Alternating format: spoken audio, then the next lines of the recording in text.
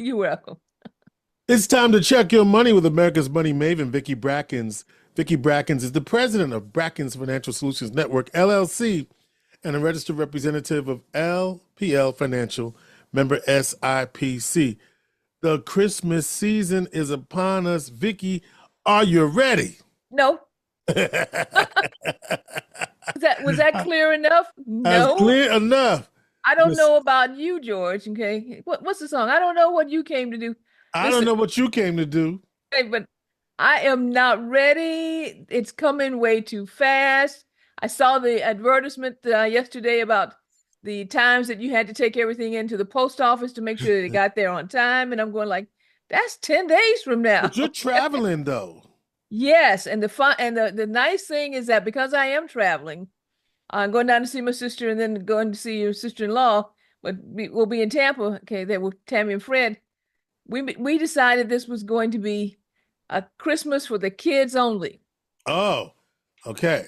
Okay, come down, and as far as gift giving, it's for the kids only, which means it makes it so much simpler, absolutely simpler. Okay, and I'm so happy about that we finally have reached the age where just being together is enough. Well, yeah, it's been, but yeah, okay. I go say that. You don't believe it, huh? Well, it's not that I don't believe it. I said, but boy, it's been a long time to get to this point. Oh, okay. Come on now. Okay, you can't do that. Okay? I know. That's why I said. That's why I started laughing. It's been a minute. It had taken a minute. Okay. Yeah. Well, but that's good. Tammy tries every year. She's tried it every year for the last 5 years, but I ignored her. Okay. This year I'm gonna honor that. She put her foot down. She did. Okay. All right, George. So today's, I don't even want to necessarily call it a seminar or a talk or anything like this. I want to talk about this as a conversation. Okay. I've been just having a conversation with you and our friends there, and what they used to say, Radio Land, about the things that I have been thinking about for the last 4 weeks since November 5th. You've been thinking about a few things, Vicki? I've been thinking about it for a few things, and I know. Were those things having to do with what's going to happen on January 20th? Yes. Okay. And as most people who are on our mailing list already know, my team is amazing. We put together, and they've been sending out a analysis of the first 90 days, meaning from the time period from the election. From the election to the 90 days is what's happening in market activity, comparing it to 216 to 224, because we're looking for patterns and opportunities. And then that series will continue. We did an overall arching report, and then there's a weekly report, and then it will continue after the inauguration, because what I'm really looking for is to see if we can identify patterns in the market conditions based on what we saw in history in the past. And so we're using it as an analytical tool. And I've gotten a lot of comments concerning how important that information has been, even this first 3 weeks. Yeah. Anybody who wants it can go onto our LinkedIn page or Facebook page, or just drop a note and we'll make sure that you get the link. But what I really am looking at now is how we have been reacting. Okay, and what that reaction has been. And sometimes when you say the word reacting, folks take it to mean that it's a negative. No, it's not necessarily a negative, but exactly what I was trying to find a word to encapsulate how most people that have been having conversations with, including myself, have felt since the November 5th election. Yeah, well, can I just offer something anecdotally? Yeah, what's up? You know how everybody was so concerned about the price of eggs? And a lot of people on the platform formerly known as Twitter have been remarking at how robust the shopping has been for people that didn't have no money. They have no money. They were struggling. They didn't have no money. You know, they didn't know where the next meal was going to come from. That's what we heard, right? The families were struggling in the Midwest. strongest travel weekend in history. Hello. Okay, the largest, what was it, Black Friday in history. I haven't seen the Cyber Monday numbers yet, but I expect them to be basically historic again. Okay. Yes, it is amazing. Yeah, Okay. yeah. Just wanted to point that out. Okay, yeah. But let me go back to where I was. You take me down another road. I don't want to All go right. down that road Come yet. on back, Vicki. Come on All back. right. The road that I wanted to go down was really to try and figure out what I was really feeling as far as my reaction and how that translates into one of the most important concepts that we need to consider on a financial basis. And what I was feeling, I believe, is powerless. Ooh. Mm. We put a lot of energy, tremendous amount of energy, into building coalitions Mm-hmm. and working through strategies to drive results and doing the things that on a statistical basis and in the playbook said should work. And it didn't work. Mm. And we came out with an outcome that we didn't expect, particularly since as we got closer and closer to the election, the numbers were showing that victory was ahead of us. And when it didn't happen, I felt powerless. Mm.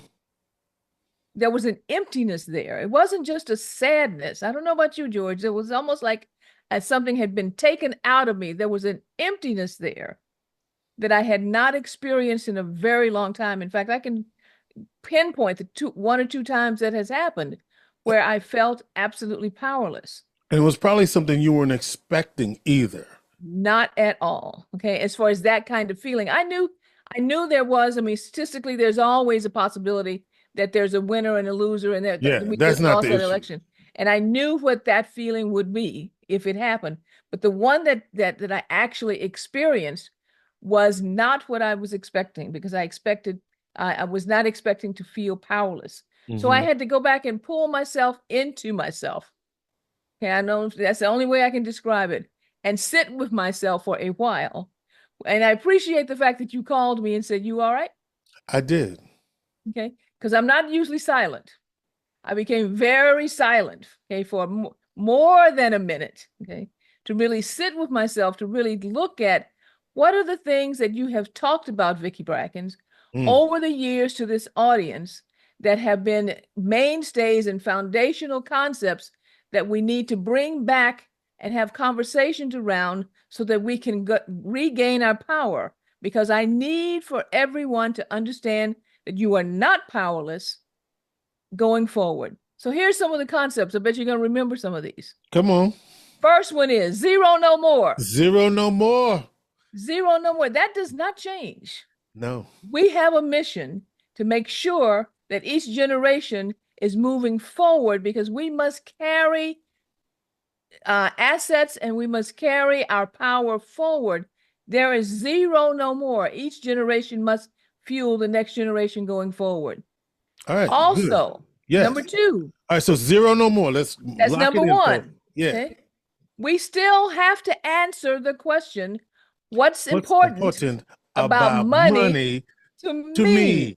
Okay. That question still requires that we put effort into determining that answer, looking at the values and the steps and the outcomes that are important to driving success in our lives. Number three, if you recall, I gave you a formula for what true net worth is. We called it holistic net worth. And that was human capital Human capital. plus financial resources minus expenses equals holistic net worth.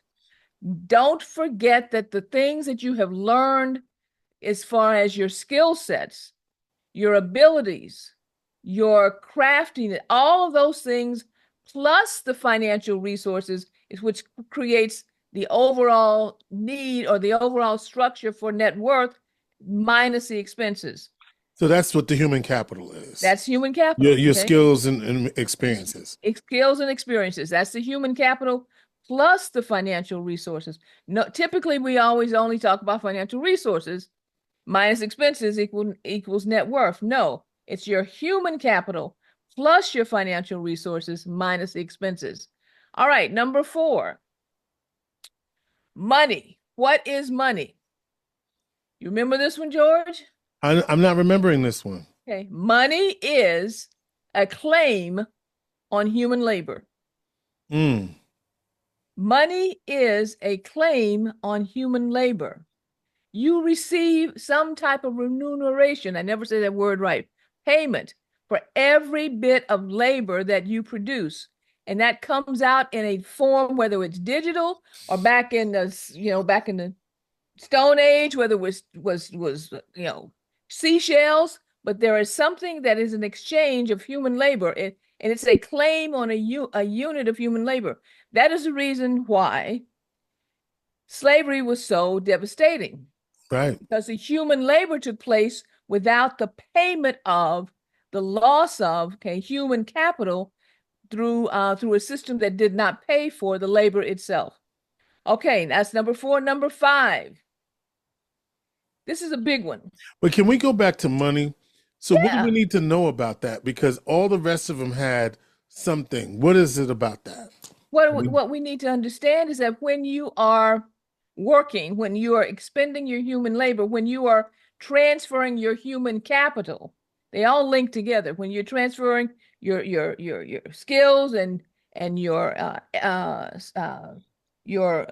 efforts, that if you are transferring it and not receiving equal value for that human capital, for that labor, Mm-hmm. then you are being, in some ways, re-enslaved. We'll talk about that later, All as far right. as a bigger concept, but that's basically what it means. Okay. Okay. Thank you. All right. Okay. The next one is a long formula, and I hope you can visualize this, because I usually put it up on this when I talk to students about it. I usually put it up on board, and that is this: it's a formula for understanding what money does or how it's created. Time Mm-hmm. plus work Plus work. creates money. So time plus labor creates money to do either one or two things: buy stuff or live a good life. And you're always making a decision between the two: consumerism or experience. Mm. Is the new way that it's described. So time plus work creates money to either buy things or live a good life. Now, the key here is which one of these elements within the formula is irreplaceable. Irreplaceable. Time. Time. Value your time. More than anything else, value your time. So when you're expending labor and you're being paid, look at what you're losing. Look at the loss value relative to time. The final one is this, because all of this is about creating a mindset, a platform of power.